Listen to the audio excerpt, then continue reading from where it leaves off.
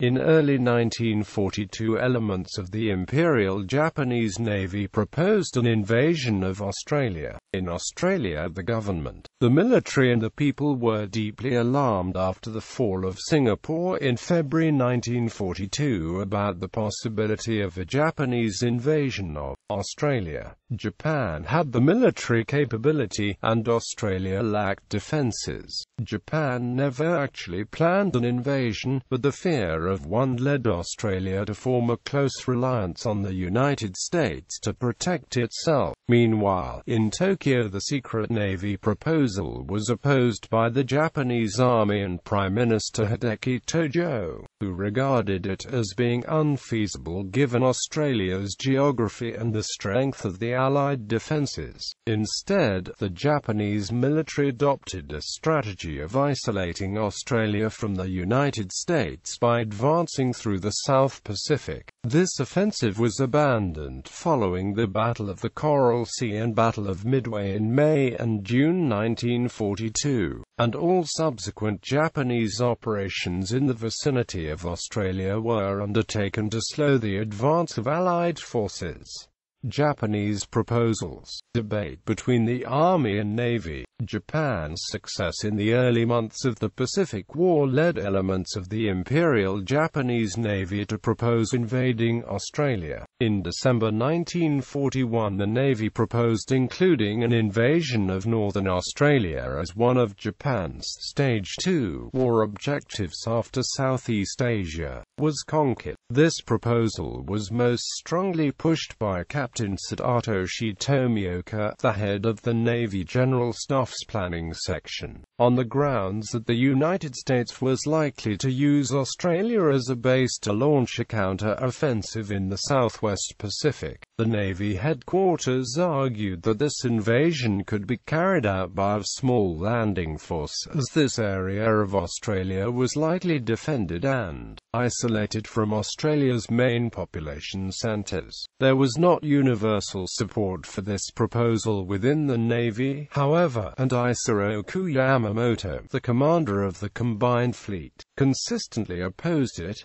The Japanese Army opposed the Navy's proposal as being impractical. The Army's focus was on defending the perimeter of Japan's conquests, and it believed that invading Australia would overextend these defense lines. Moreover, the Army was not willing to release the large number of troops it calculated were needed for such an operation from the Kwantung Army in Manchuria, as it both feared that the Soviet Union would enter the Pacific War and wanted to preserve an option for Japan to invade Siberia. Prime Minister Hideki Tojo also consistently opposed invading Australia. Instead, Tojo favored a policy of forcing Australia to submit by cutting its lines of communication with the U.S. In his last interview before being executed for war crimes, Tojo stated that, "We never had enough troops to. We had already far outstretched our lines of communication. We did not have the armed strength or the supply facilities to mount such a terrific extension of our already overstrained and too thinly spread forces. We expected to occupy all New Guinea, to maintain Rabaul as a holding base, and to raid northern Australia by air. But actual physical invasion, no, at no time." In speeches before the Diet of Japan on the 12th of January and the 16th of February 1942, Tojo stated Japanese policy was to eradicate the British colonies at Hong Kong and in the Malay Peninsula, as these were evil bases used against East Asia, and turn these places into strongholds for the defense of Greater East Asia. Burma and the Philippines would get independence if they cooperated with Japan. The Netherlands, East Indies and Australia would be crushed if they resisted, but if they recognized Japan's true intentions, would receive help in promoting the welfare and development. The Army and Navy's calculations of the number of troops needed to invade Australia differed greatly and formed a central area of discussion. In December 1941, 1941, the Navy calculated that a force of 3 divisions would be sufficient to secure Australia's northeastern and northwestern coastal areas. In contrast, the Army calculated that a force of at least 10 divisions would be needed. The Army's planners estimated that transporting this force to Australia would require 1.5 to 2 million tons of shipping, which would have required delaying the return of requisitioned merchant shipping. This invasion force would have been larger than the entire force used to conquer Southeast Asia. The Army also rejected the Navy's proposal of limiting an invasion of Australia to securing enclaves in the north of the country as being unrealistic given the likely Allied counteroffensives against these positions.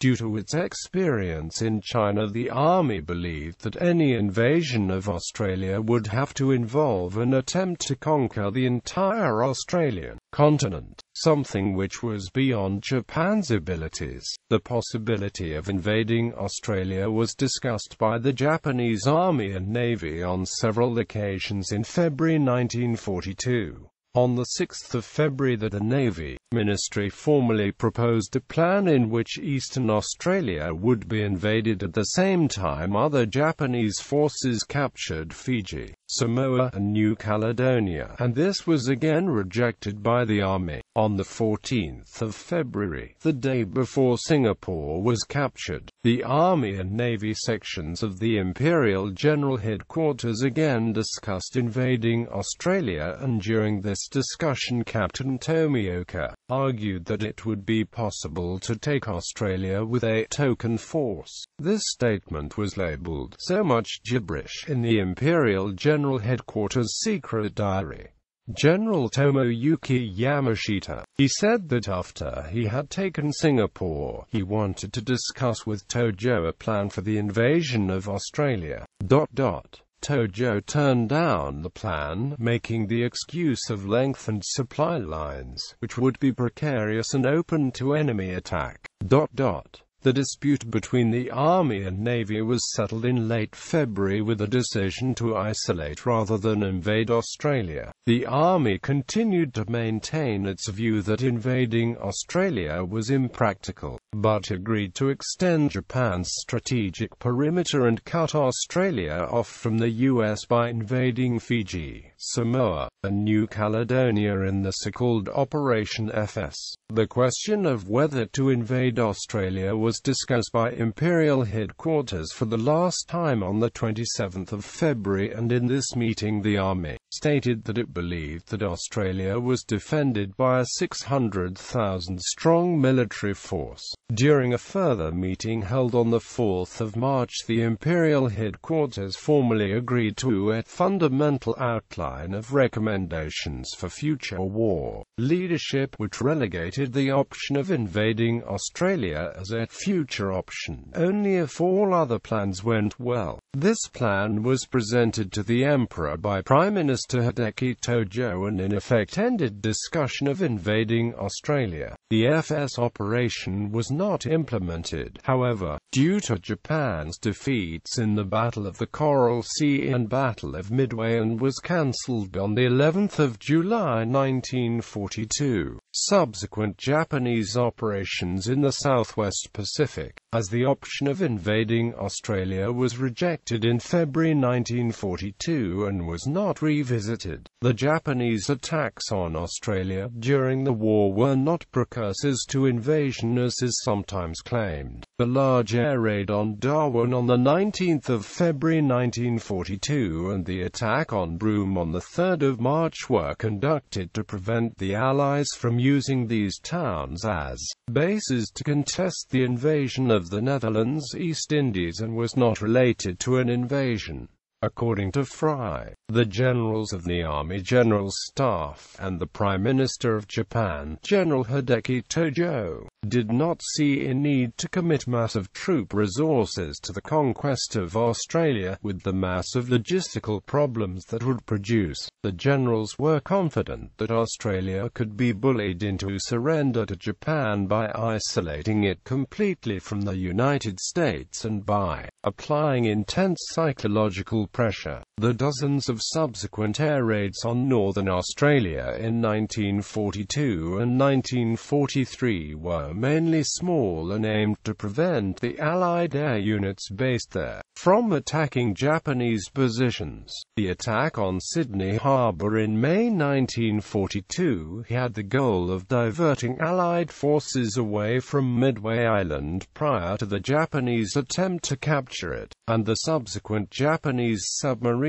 campaigns off the Australian east coast in 1942 and 1943 were attempts to break the supply line between Australia and New Guinea during the New Guinea campaign. Moreover, the Japanese attempt to capture Port Moresby in New Guinea by advancing along the Kokoda Track and landing at Milne Bay between July and September 1942 aimed to capture the town to complete Japan's defensive perimeter in the region. Once secured, Port Moresby was to have been used as a base from which Japanese aircraft could dominate the Torres Strait and Coral Sea, and not to support an invasion of Australia. The only Japanese force which landed in Australia during the war was a small reconnaissance party which landed in the remote Kimberley region of Western Australia on the 19th of January 1944 to investigate reports that the Allies were building large bases in the region. This party consisted of 4 Japanese officers on board a small fishing boat, and it investigated the York Sound region for a day and a night before returning to Kupang in Timor on the 20th of January, while the junior officer who commanded the party suggested using 200 Japanese prison inmates to launch a guerrilla campaign in Australia when he returned to Japan in February. Nothing came of this, and the officer was posted to other duties.